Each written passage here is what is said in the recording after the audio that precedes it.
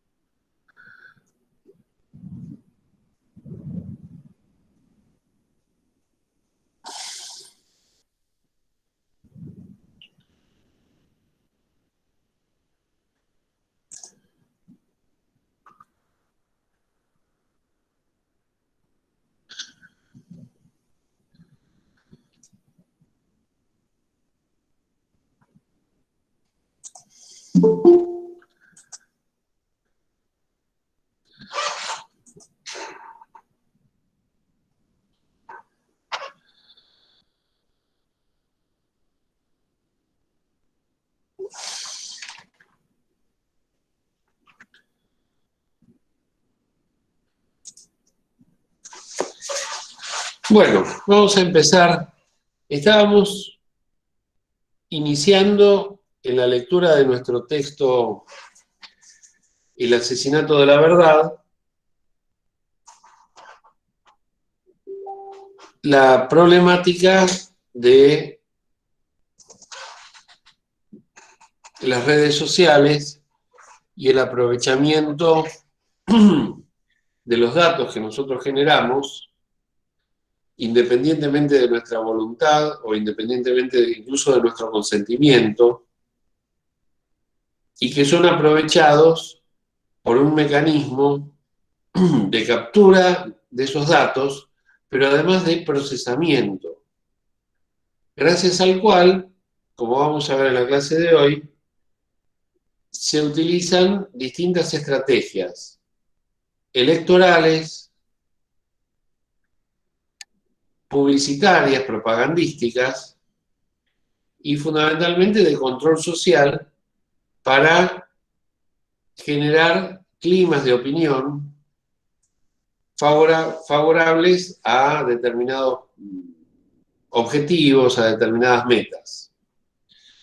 Por eso la imagen con la que empezamos es la de un viejo truco circense, truco absoluto, no había telepatía.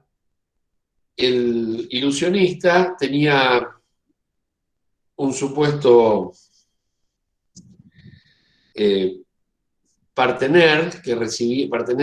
compañero, dotado de la facultad de la telepatía. Entonces a él se le cerraban los ojos con un antifaz, con una venda, y se tomaban objetos o personas al azar, y gracias a estas personas, digamos, gracias a las preguntas que sabiamente le hacía el instructor, el ilusionista, a su colaborador o colaboradora, esta adivinaba el objeto del que se trataba. Por ejemplo, tomaba, no sé, un cepillo de dientes y decía, ¿qué tengo en la mano? Y le hacía una pregunta que orientaba la respuesta. A lo mejor había una clave previa, un código secreto, como si entre ellos.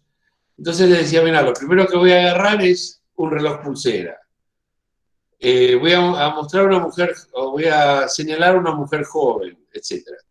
Entonces el ilusionista y su compañero daban la sensación de que estaban comunicados telepáticamente.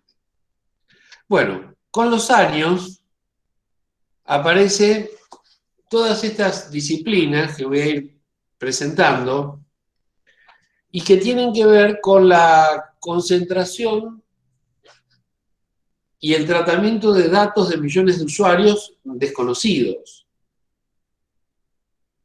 pero que ya pueden ser conocidos sin necesidad de encuestas ni de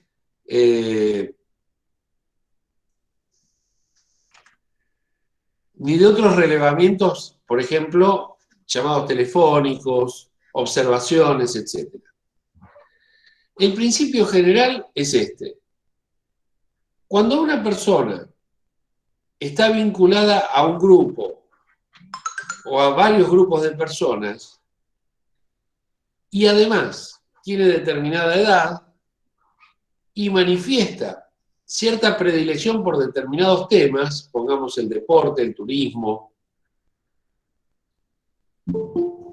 y además tiene determinado estudio, determinada profesión, determinada actividad, determinado campo de interés, es probable que piense de manera congruente, de manera parecida a la de los grupos de pertenencia que también comparten con esta persona ciertas preferencias, ciertas inclinaciones, ciertos gustos. Uno dice, y esto es bastante obvio. Por ejemplo, si dos personas son de la misma familia, es probable que vean los mismos programas de televisión, es probable que sean simpatizantes del mismo equipo de fútbol, ¿sí? Etcétera. Es decir, hay alta probabilidad de que dos personas conectadas en cierto ámbito de la vida, por ejemplo, la familia, la pareja, el barrio, etcétera, también compartan, además de estas cuestiones, compartan otras. Pero ¿cuál es el secreto de esto?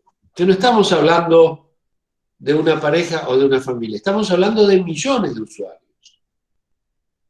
Es decir, de personas que a lo mejor viven en distintos lugares del país o en distintos lugares del mundo y que sin embargo pueden tener determinada clase, determinados gustos o experiencias o expectativas en común. Las disciplinas que intervienen comienzo desde abajo hacia arriba, son la ciencia del gerenciamiento de los sistemas de información. Nosotros somos simplemente usuarios. Así como, digamos, personas que vamos al médico y hemos aprendido algunas cuestiones de medicina. Por ejemplo, no conviene consumir mucha azúcar, no conviene consumir alimentos grasosos, es mejor consumir fibras que proteínas, pero hay que tener un equilibrio, etc. Eso forma parte del ABC de cualquier persona que tiene una atención médica más o menos regular, aunque no sea muy profunda. Pero resulta que los médicos, los que estudian medicina, saben hasta qué punto conviene privarse, por ejemplo, del azúcar. Ningún médico que sabe te va a aconsejar que abandones absolutamente la práctica de consumir alimentos dulces. Bueno, lo mismo pasa con la ciencia de los sistemas y el gerenciamiento de los sistemas de información. ¿Por qué? Porque ellos dominan datos que nosotros generamos, pero nosotros no tenemos la posibilidad de cambiarlos. Son datos espontáneos. Yo hago una encuesta ahora. A ver, por favor, ¿me pueden decir las personas que son hinchas de Boca? El que quiere contesta la verdad y el que quiere contesta falso. De tal manera que en mi estudio pueden aparecer hinchas de Boca falsos y, por una parte, e hinchas de Boca ocultos, por otra. Por lo tanto, mi estudio, si bien puede ser muy exhaustivo, tiene sus imperfecciones. En cambio, el gerenciamiento de las ciencias de la información lo que permite es detectar tendencias cuya regularidad, es decir, tendencias que se verifican en millones de casos, no en pocos casos, en millones de casos. Partamos de la idea de que la gran mayoría de las personas, no sé, en este momento no tengo el dato, pero podríamos decir el 80% de la población, pero podría ser mucho más, de la población adulta, tiene celular. Y de ese 80%, no sé, pero casi todos tienen WhatsApp. Y bueno, en ese porcentaje estamos hablando de cientos de millones de personas en todo el mundo.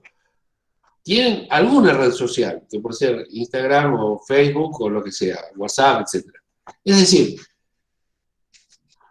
no trato de ir a buscar, por decirlo así metafóricamente, peces extraños a mares desconocidos, sino que tengo en la puerta de mi casa un estanque de donde puedo sacar todo tipo de piezas, todo tipo de peces. Y esto lo permite no solo la ciencia o la técnica de los sistemas de información, sino el gerenciamiento. Esto es, las empresas. No hay problema, Jerónimo, no hay problema. De todas maneras, por si alguno de sus compañeros se tiene que ir antes, igual vamos a terminar antes de las 2. Pero si alguien se tiene que ir o lo que sea, ya estoy grabando la clase y más tarde la voy a subir a YouTube para que la puedan ver. La idea entonces sería que la concentración y el tratamiento de datos de millones de usuarios está en manos de las grandes empresas proveedoras de los servicios de conexión. Fíjense el poder entonces que tiene una empresa que presta el servicio, por ejemplo, Claro, o Movistar, o Personal, etc. ¿Por qué? Porque ellos tienen acceso a una información, podríamos decir, ciega. Ellos no ven lo que nosotros escribimos como mensaje cifrado, por ejemplo, a través de WhatsApp. Pero sí ven a qué grupos de WhatsApp estamos adheridos. Incluso pueden detectar, yo digo ellos como si fueran personas, no son personas, son cerebros electrónicos que simplemente cuentan y tienen una memoria tan prodigiosa y una capacidad de procesamiento tan prodigiosa. Yo, por ejemplo, puedo contar, me pongo en una esquina y puedo contar las personas que tienen entre 20 y 30 años y que pasan de 5 a 7 de la tarde. Bueno, hasta ahí lo puedo contar con los dedos, más o menos. Pero imagínense si tengo que juntar más datos. Personas que usan zapatillas y que reúnen las otras características, ¿no? Mayores de 20 años, etc. Personas que llevan algo en la mano, que puede ser una cartera, un bolso, etc. A medida que agrego datos a observar, mi capacidad humana se limita, queda muy limitada, se supera. En cambio, un aparato como cualquiera de nuestros celulares puede hacer cualquier tipo de cuentas. No sé si la tienen instalada la aplicación que te cuenta los pasos que das en tu casa, pero al mismo tiempo te da la información online de la temperatura, las noticias que llegan, las noticias generales, por ejemplo, si estás en una aplicación abierta, el vacunarte, etc. Es decir, decenas de información, de datos, que para el celular, que ocupa el tamaño que todos conocen, es una tarea superficial. Bueno, imagínense un supercomputador que verifica no solo las entradas a Google, sino los perfiles de las personas. Cuando vos abrís una cuenta de Google, decís qué edad tenés. Por supuesto, todo esto lo podés decir de manera hipócrita, podés fingir un perfil que no tenés. Pero partimos de la base de que hay ciertos datos que uno, por más que los quiera fingir, funcionan igual. Podrás fingir que sos una mujer si sos un varón. Podrás fingir que sos rico si sos pobre. Eso no tiene mayor importancia. Ahora, cuando vos ponés like, ¿sí? Me gusta, a determinada información, cuando te vas de determinado grupo, cuando manifestás tu repudio a determinada cosa, ahí sos vos mismo, aunque tu perfil no coincida. Porque al mezclar los datos, no importa el dato identitario de la persona, indica lo que viene ahora, el patrón de reconocimiento, que sería este que dice pattern recognition. Partimos de la base de que hay cierta semejanza estructural en determinados comportamientos, frente a determinados temas. Por ejemplo, si vos vas manejando a cierta velocidad con el auto y te cruza un gato, ¿qué haces? ¿Tratás de esquivarlo o lo pisás igual? Bueno, la respuesta que des a eso marca un perfil, un rasgo que el reconocimiento de patrones lo va a tomar como un dato válido, mucho más válido que tus datos identitarios. Por ejemplo, si tenés 60 años y ponés que tenés 40. ¿Por qué es esto? Porque estos datos más profundos de la personalidad son más difíciles de mentir. ¿Sí? Vamos a suponer que a vos los datos no te importen nada. Bueno, podés mentir y decir que sí, que sos capaz de no frenar frente al cruce de un gato. Pero ¿qué pasaría si a vos los gatos te importan? Vos no mentirías eso. Entonces, hay un porcentaje más alto de respuestas falsas que se descartan, porque podrían ser falsas, que un porcentaje de respuestas verdaderas que sí se toman en cuenta. ¿Quién lo toma en cuenta? Bueno, la artificial intelligence, es decir, la inteligencia artificial. ¿Por qué lo tiene en cuenta? Porque a diferencia de las personas que somos conservadores y que nos mantenemos en nuestras creencias, la inteligencia artificial consiste en que las máquinas revisen permanentemente sus conclusiones. Esto es, no den por admitida ninguna creencia hasta que haya que tomar una decisión. Y por lo tanto, aprende de su propio error, cosa que mucha gente desearía hacer y no lo logra. ¿Por qué? Porque la cuestión del error tiene que ver con una herida personal, al orgullo, al narcisismo. A nadie le gusta ser sorprendido cometiendo un error, podríamos decir, evitable. A nadie le gusta. Y por lo tanto, ¿uno qué hace? Trata de no reconocer el error o de justificarlo.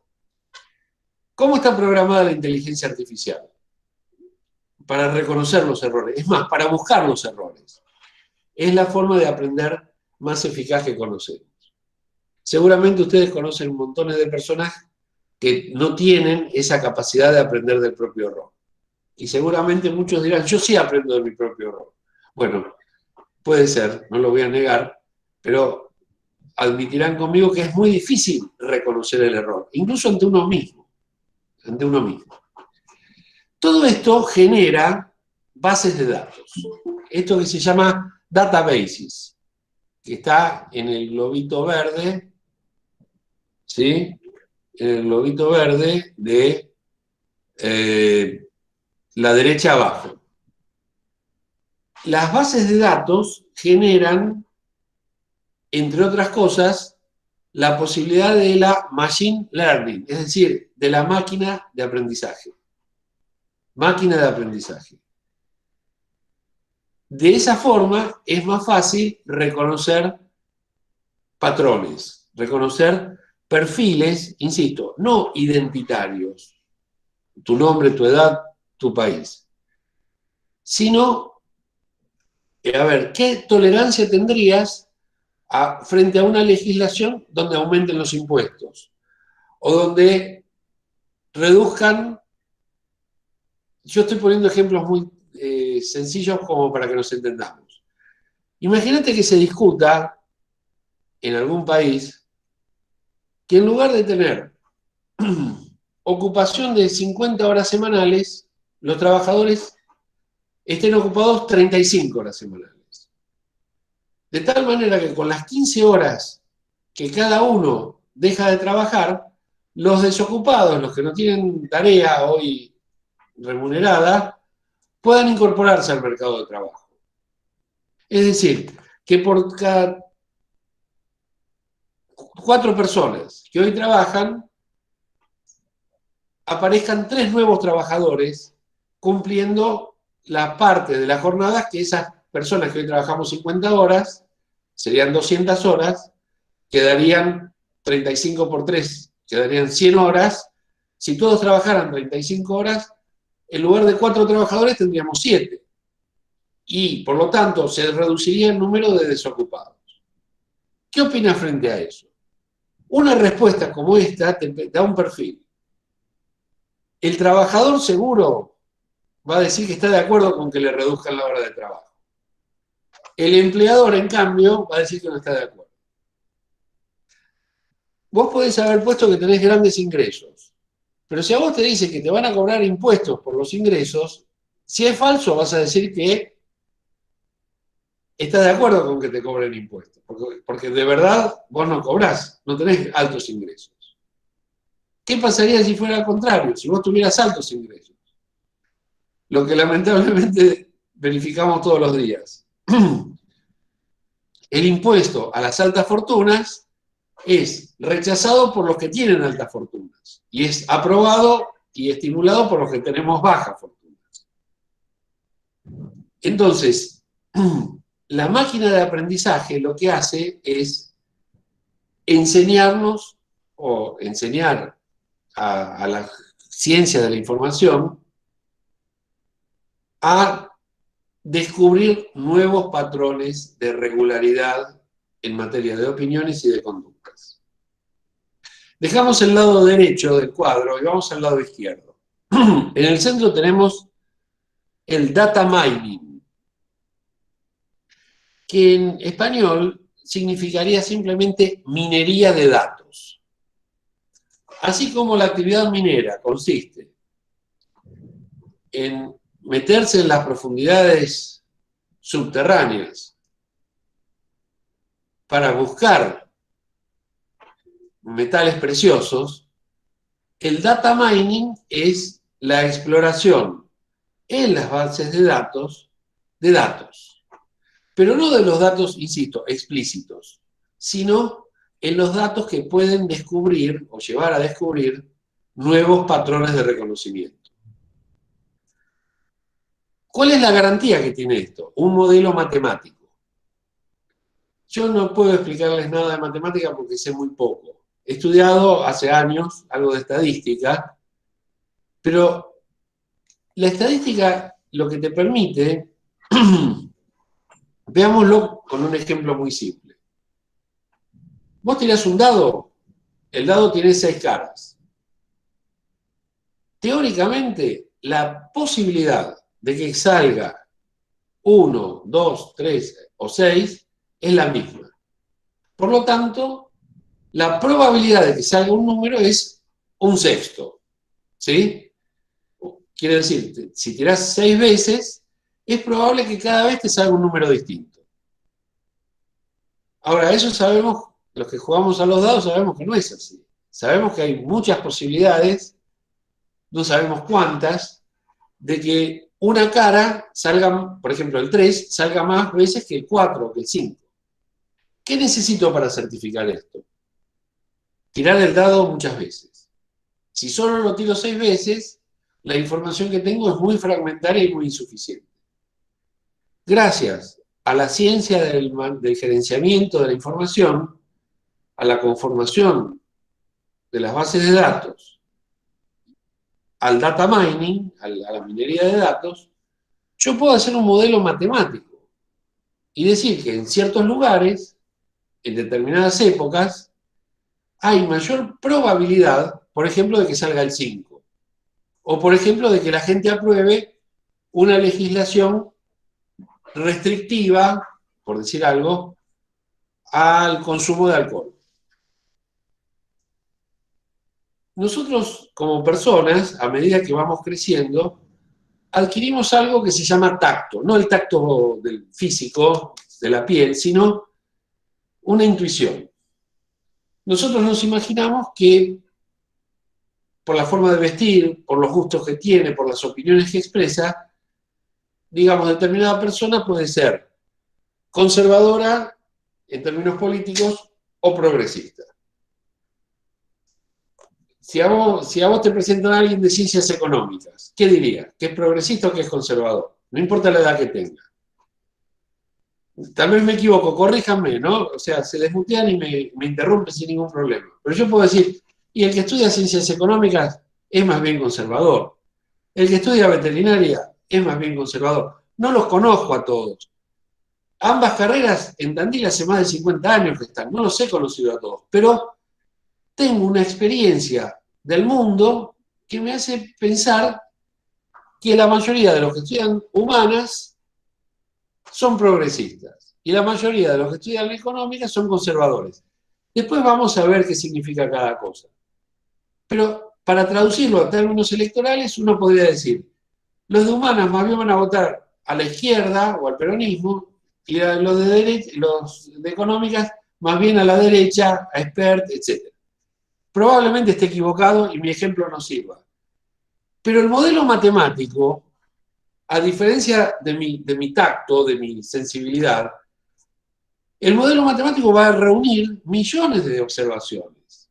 Y entonces el margen con el que se estudia la probabilidad es un margen mucho más reducido de error. ¿Qué posibilidad tengo de equivocarme? Y bueno, a lo mejor de 5 pronósticos equivoco 4.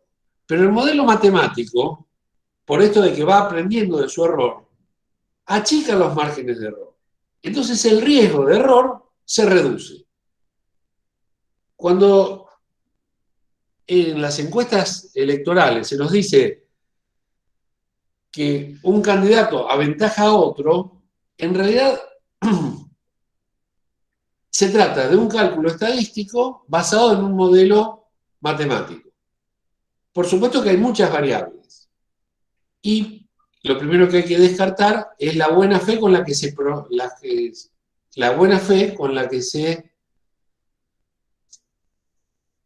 difunden los resultados de una encuesta. ¿Por qué? Porque el resultado de una encuesta, descartemos que la encuesta sea verdadera o falsa, pero la decisión de promocionar, de difundir determinados resultados, no es inocente. No es que el objetivo consiste simplemente en informar. Se trata también de orientar al electorado. Porque hay mucha gente que dice, ah, mirá qué curioso, hay un alto porcentaje de personas que están en desconformidad con determinado candidato. Por lo tanto, me adhiero a la posición mayoritaria. Para los que no se acuerdan sobre este particular, les recuerdo que en las elecciones del 19, Axel Kicillof le ganó por más de 20 puntos a Vidal en las PASO, es decir, en las elecciones primarias. Y sin embargo, hay publicaciones del jueves anterior a la elección, que fue el domingo, en la que decían que Vidal aventajaba por un punto a Kicillof. ¿Se dan cuenta? El resultado fue 20 puntos de ventaja. Y las encuestas, algunas encuestas, no todas, no solo revertían o achicaban esa diferencia de 20 puntos, sino que además adjudicaban un punto de ventaja al que, según los resultados, consolidó un triunfo por 20 puntos. En cambio, lo que vamos a ver ahora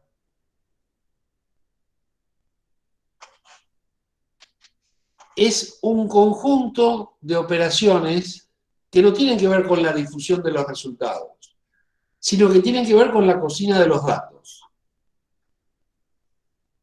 Vamos a comenzar esta escalera desde abajo.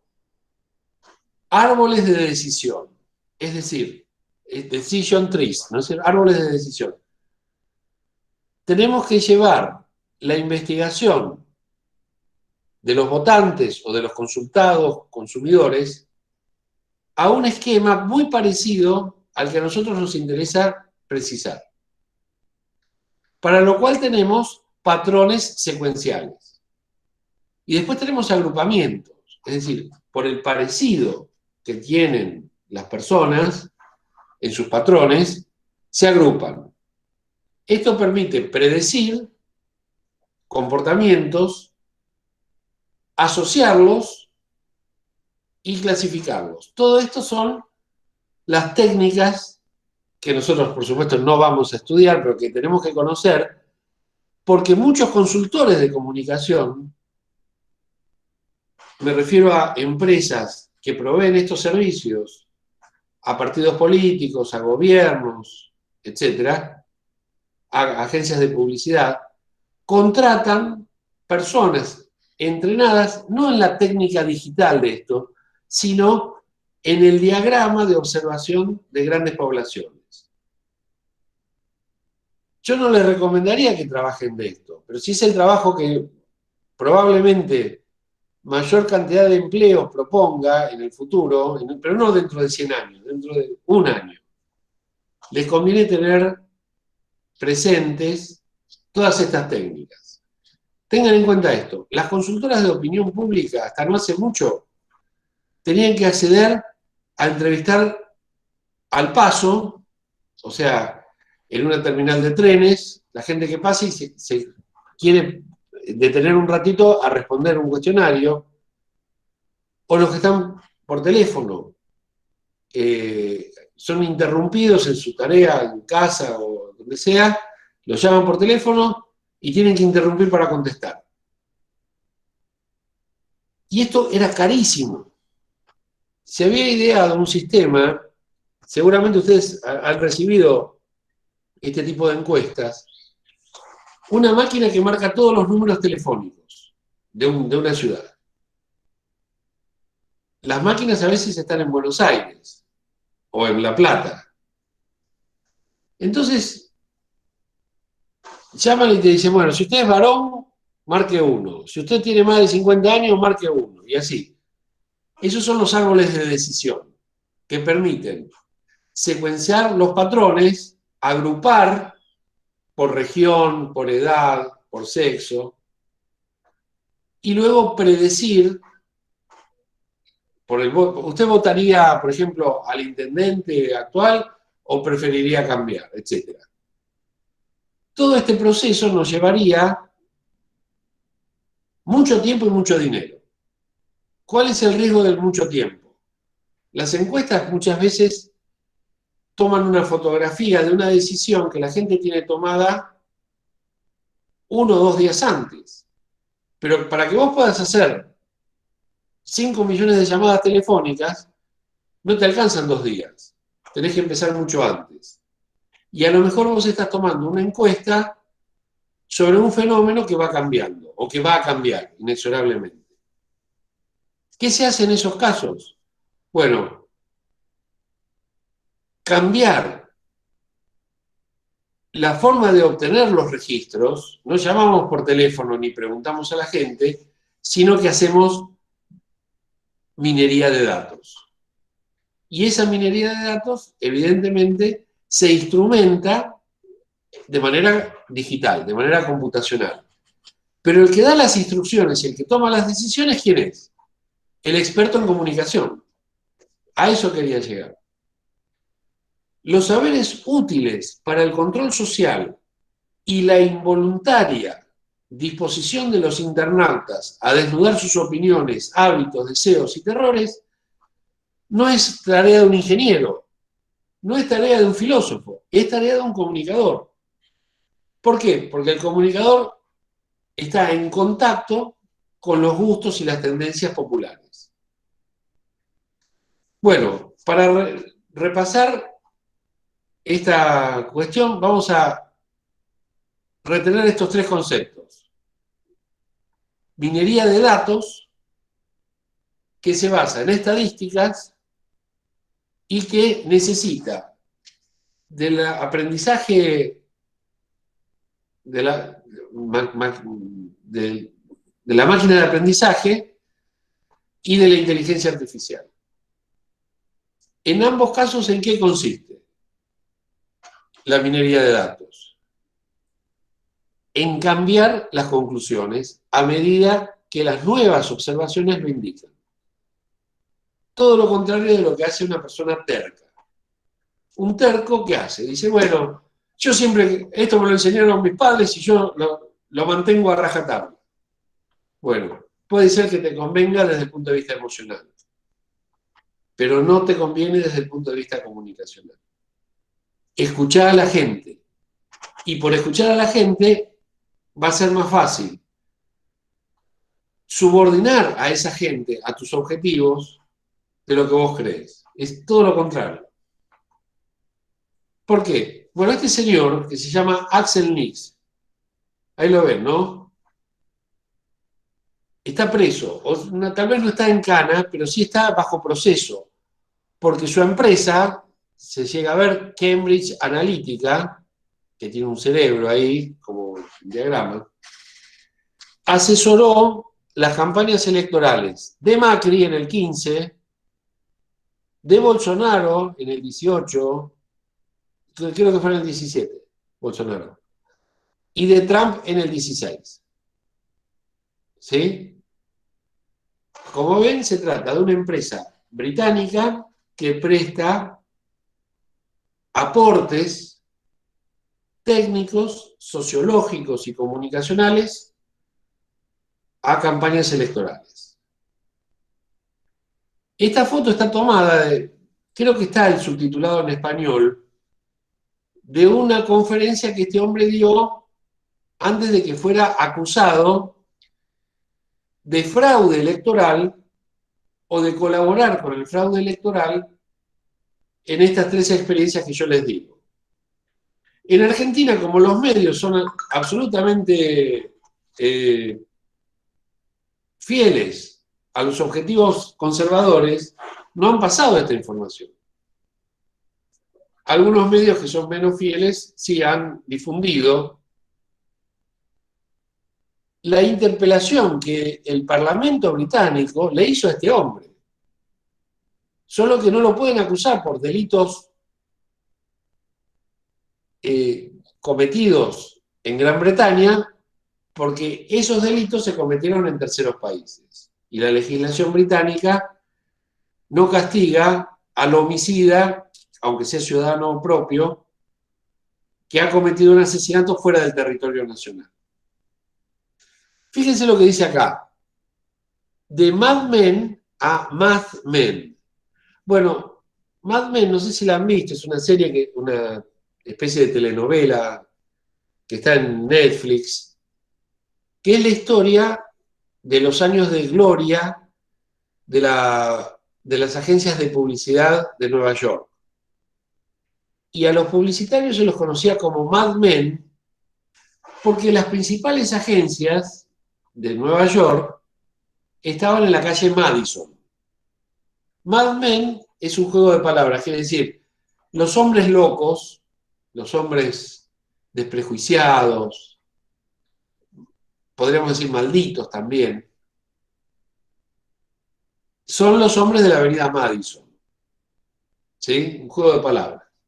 Pero Mad Men, con TH, significa los hombres que registran su actividad, no en términos de publicidad, sino en términos estadísticos y de la minería de datos. El juego de palabras es doble. Mad Men, los publicitarios, y los Mad Men, los que ya no hacen publicidad, porque no engañan a la gente, sino que controlan el flujo informativo que recibe la gente para indignarse contra un determinado candidato y a favor de una determinada posición. ¿Cuáles son las conclusiones a las que se llega con esta investigación? Cuando comenzaron los estudios de comunicación, allá por los años 50, me refiero a las investigaciones y a la actividad académica universitaria de comunicación. Periodismo siempre se aprendió en las redacciones. Y la publicidad también se aprendía en las agencias de publicidad. No había una ciencia o una actividad académica como esta que estamos llevando a cabo nosotros. No había actividad académica. Porque se consideraba que eran tareas menores. Es como si hoy dispusiéramos, digamos, de una carrera, profesorado en pesca. ¿A quién convalidaría una carrera académica, escolar, de pesca? El que quiera aprender a pescar va con el tío, con el suegro, con el hermano, aprende a poner el anzuelo, va a la casa de pesca y le enseñan cómo se arma la línea, etc. Sin embargo, ustedes fíjense esto. Antiguamente cualquier persona acomodada entraba a la administración pública. Nuestro instituto tiene una carrera de administración pública, que se supone forma a los estudiantes ¿para qué? Bueno, para trabajar en la administración pública, ya sea en la provincial, en la municipal, etc. Antiguamente, ¿quiénes cuidaban a los enfermos? Bueno, a veces una de las mujeres de la casa se quedaba a cuidar a los enfermos. Hoy hay una carrera que se cursa, creo que a la tarde, en el horario de ustedes, que se llama asistente terapéutico. No es una enfermera, no es un médico, es una persona que asiste a personas enfermas. Bueno, poco a poco se fueron abriendo carreras académicas para profesiones, podríamos decir que inicialmente eran consideradas tareas o deberes de los propios familiares que no requerían demasiada instrucción. Bueno, hubo una época en que no había carreras de comunicación, porque las principales tareas de la comunicación se aprendían en las redacciones de los periódicos o en las agencias de publicidad.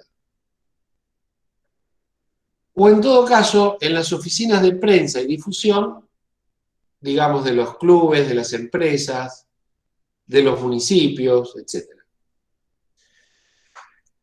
Más que nada porque se decía que la comunicación era un fenómeno de masas. ¿Qué era la masa? Un conjunto como indiferenciado, como dócil, como un rebaño, pero de personas, no de ovejas.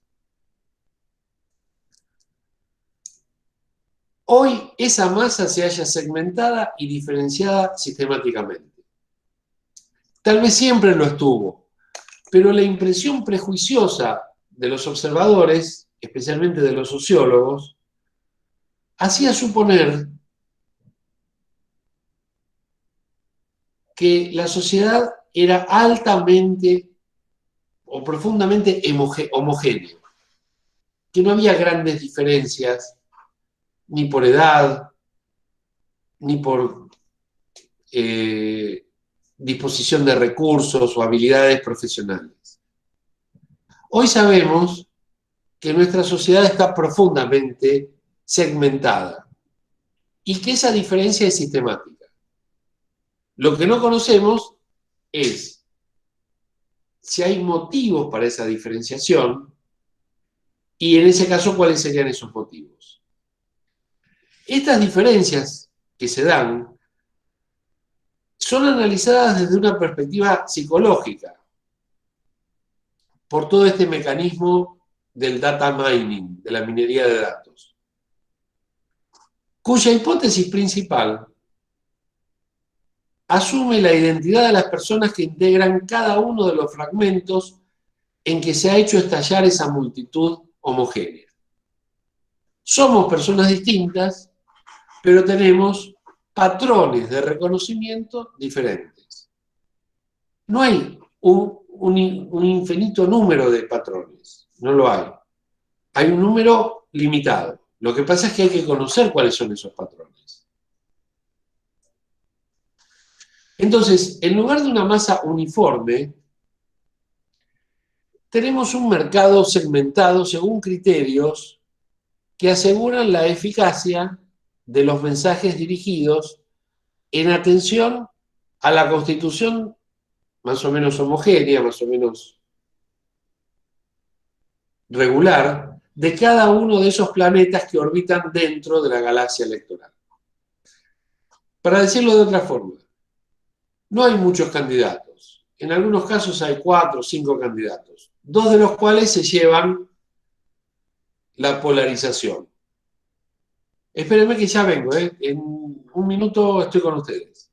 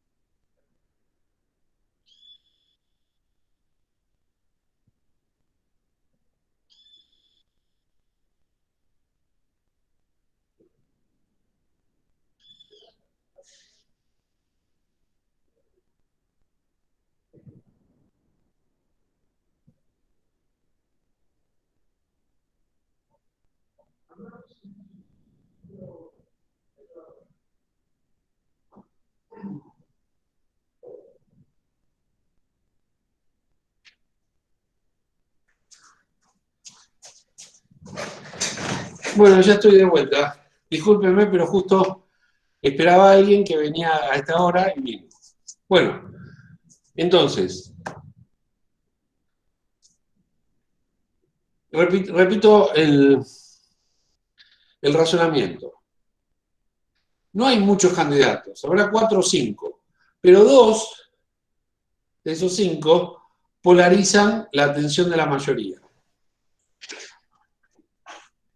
Al ser tan limitada la oferta, es más fácil predecir las condiciones por las que determinadas personas elegirían una de las 2 ofertas o rechazarían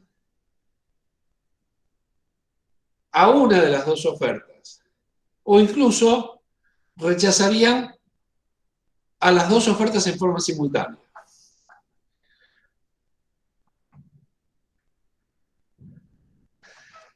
El análisis psicográfico lo dejamos indicado, lo vamos a seguir la semana que viene. Lo que busca es la coincidencia de datos demográficos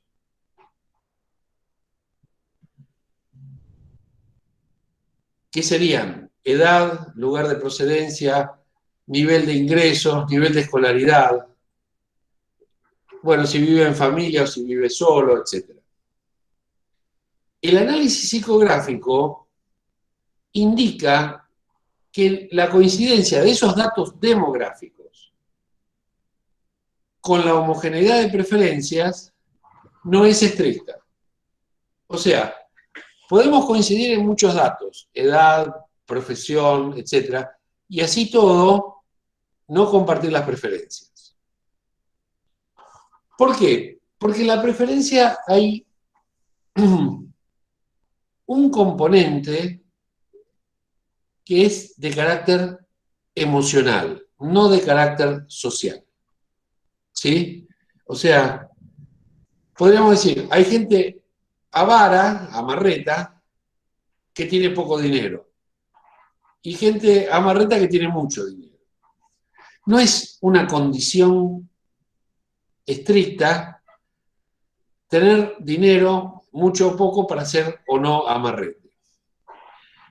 Las redes sociales son una fuente gratuita de datos psicográficos, por lo que venimos diciendo, ¿no es cierto? Nuestros me gusta, nuestros repudios, etcétera, desnudan, muestran nuestra condición de participantes en una encuesta para la cual no nos enteramos, para la cual no nos han convocado, simplemente participamos. El análisis de esos datos arroja orientaciones para elaborar mensajes y anuncios más persuasivos, donde sé qué te molesta o qué te atrae, puedo evitar lo que te molesta y concentrarme en lo que te atrae. Ustedes habrán visto ese spot. Para la semana que viene se los voy a presentar si no lo vieron. Lo vamos a compartir y lo vamos a analizar. Son muy interesantes los spots de campañas de todos los tiempos, pero el de Macri del año 15, que estaba la candidata a vicepresidenta, que se llamaba Gabriela Michetti, y Macri con ropa deportiva, diciendo, nosotros no te vamos a sacar nada de lo bueno que tenés, etc. Nosotros vamos por más, a darte más cosas. Eran dos amigos que se presentaban y que endulzaban la oreja. ¿Qué más quiere una persona pobre que venga un líder político y les diga, sinceramente, sin gritos, sin estridencias, les voy a proponer algo, pobreza cero en la Argentina? Es algo irrealizable desde el punto de vista económico y cultural en poco tiempo, pero es algo tan halagador, es algo tan gratificante, que lo que busca no es tanto una adhesión por el lado racional, sino que busca una adhesión por el lado, digamos, emocional. Bueno, para la semana que viene vamos a ver el modelo OCEAN de los 5 factores. OCEAN significa, es las siglas en inglés de estas características que el análisis psicográfico permite desentrañar. Y vamos a poner algunos spots publicitarios para que hagamos ese análisis. Primero vamos a ver las características, bueno, extroversión. En una escala de 0 a 10 hay gente que es 10 extrovertida y gente que es 0 extrovertida. Afabilidad quiere decir, bueno, buena onda, cordialidad, etc. Escrupulosidad, que sea muy, también una escala de 0 a 10, muy escrupuloso, muy restrictivo, muy parco, muy contenido, o muy liberal, sería el grado 0 de escrupulosidad.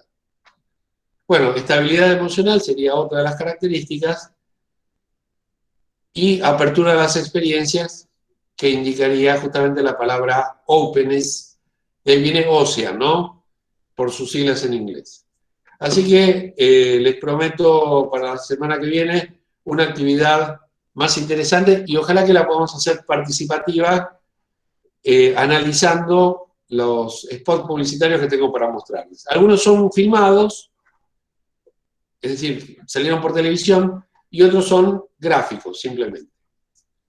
Me despido hasta la semana que viene. Muchas gracias y les mando, como siempre, el link para empezar a las 13 horas. Chao, profe. Buena semana. Chao, gracias. Buena semana para Chao, todos. gracias. Chao, chao. Chao.